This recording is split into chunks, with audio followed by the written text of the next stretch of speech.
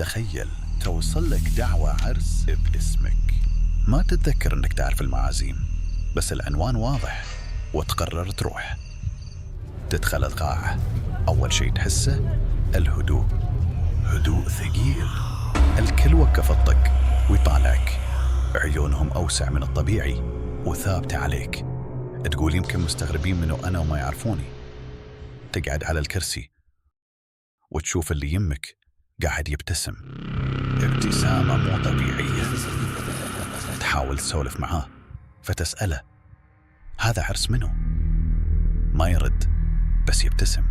تحاول تبعد نظرك عنه وتلاحظ شيء تحت الطاولة، ريولة مو ريول بشر، طويلة ومفاصلها معكوسة. تلف على الناس اللي بالعرس وتشوف ان كلهم ريولهم غريبة، بعضهم جزء السفلي كان يشبه الحيوانات بالضبط. شوي وينحط الأكل قدامك، بس ريحته غريبة ما تشبه ريحة أي أكل تعرفه. وقتها خلاص وصلت حدك وحسيت إن مسحوم تعدى الحدود وقررت تطلع. حاولت توقف بس تحس بريولك ثقيلة، وفجأة كلهم يلتفتون عليك بنفس اللحظة.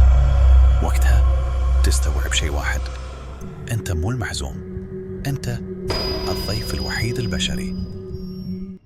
بعض الأعراس مو للبشر.